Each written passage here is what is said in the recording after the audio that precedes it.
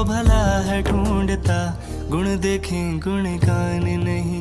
मैं कहता नहीं श्रद्धा है बुरी, पर कर्म तराजू धर्म भई। भक्त नहीं वो भला है ढूंढता।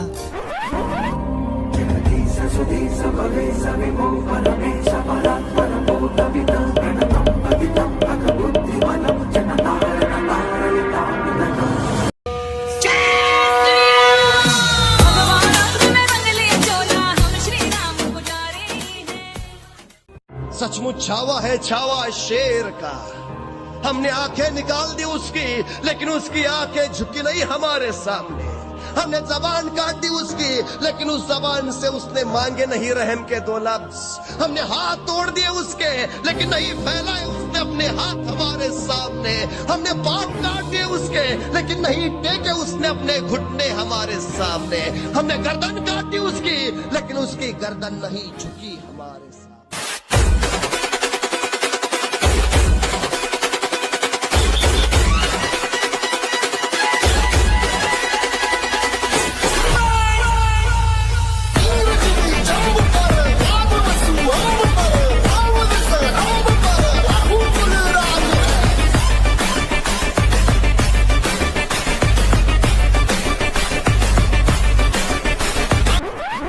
अच्छा, मैंने सुना ये छोटे भाई का पजामा बड़े भाई के कुत्ते का वैक्सीन इजराइल ने ढूंढ लिया है। सच है क्या? ना, कुछ भी फैलाते हैं यार ये व्हाट्सएप यूनिवर्सिटी वाले। ऐसा थोड़ी ना होता है साला। जरा से कोरोना का इलाज ढूंढने में पूरी दुनिया की इवेंट बच गई। फिर ये तो इतना ज़्यादा पुराना और इतनी बुरी तरह से पूरी दुनिया में फैल चुका है। अकेले इजराइल के बस का नहीं है, पूरी दुनिया को साथ आना पड़ेगा।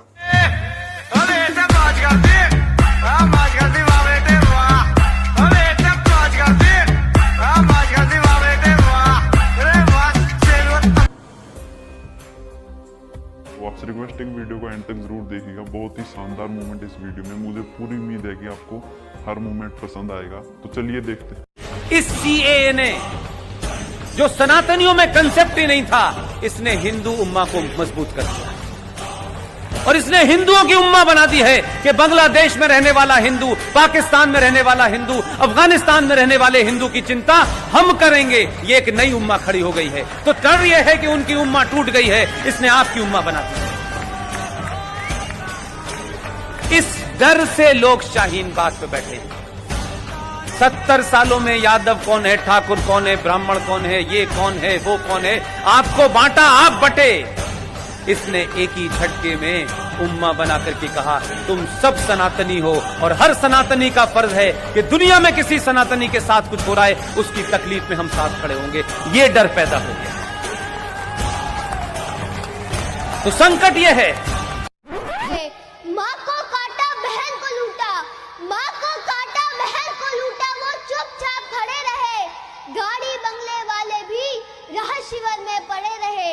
अरे पंडितों, ललकारती हूँ मैं कश्मीर के पंडितों को। अरे पंडितों, सागर में बहती पतवार उठा लेते, 7 लाख में से केवल 100 ही हथियार उठा लेते और दुश्मन की छाती पर जाकर सीधे ही तल जाते तुम।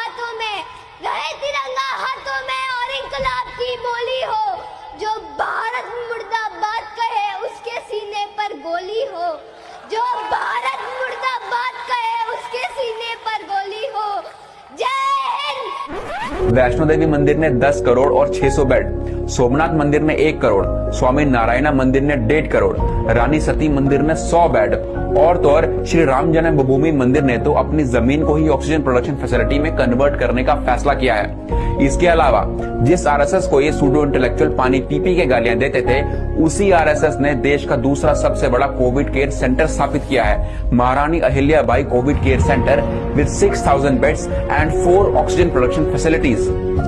अब बात आई राम जन्मभूमि मंदिर की, तो उसका पैसा सरकार की जेब से नहीं गया, बल्कि करोड़ों श्रद्धालुओं ने अपनी जेब से दिया है। और सब सवाल हमसे ही क्यों पूछे जाएं और सब उंगलियां मंदिरों पे क्यों उठे? कुछ सवाल और कुछ पॉइंट्स हमारी तरफ से भी। भारत सरकार के बाद दूसरा सबसे बड़ा लैंड ओनर इस देश में कोई है तो वो है कैथोलिक चर्च। और तो और ये देश का सबसे बड़ा नॉन एग्रीकल्चर लैंड ओनर है, जिसकी जमीन की कीमत कई लाख करोड़ रुपए है। मैंने तो आज तक नहीं देखा कि इस जमीन या इस पैसे को समाज की भलाई के लिए लाया गया हो। क्या यह लॉजिक सिर्फ मंदिरों पर चलता है? और तो और पंजाब में दुनिया का चौथा सबसे बड़ा चर्च स्थापित होने जा रहा है, जिसकी कीमत कई हजार करोड़ है। क्या उस पर किसी ने सवाल उठाया? नहीं। अब कुछ और इंटरेस्टिंग बातें। इंडियन गवर्नमेंट और कैथोलिक चर्च के बाद इंडिया का तीसरा सबसे बड़ा लैंड ओनर है वक्फ बोर्ड ऑफ इंडिया, जिसकी जमीनों की कीमत कई लाख करोड़ रुपए है और जिसकी जमीनें वक्फ एक्ट के अंडर बढ़ती ही जा रही हैं। क्या उस जमीनों से समाज का भला हुआ? नहीं। क्या उन जमीनों में कोई हॉस्पिटल बना? नहीं। क्या जमीनों का टैक्स सरकार या देश के काम आया? नहीं। हमारी सरकारें तो बस हज हाउस बनाने में बिजी हैं। दिल्ली और बंगाल में कई हजार करोड़ रुपए की लागत से बने हज हाउस तैयार हो चुके हैं। क्या किसी के कानों पे जू तक रहेंगी? नहीं। 1947 से लेके अभी तक मस्जिदों की संख्या में 200 गुना की बढ़ोतरी हुई है और आपको ये जान के हैरानी होगी कि ये किसी भी इस्लामिक देश की गणना में कई ज्यादा है। क्या किसी को कोई परवाह है? नहीं।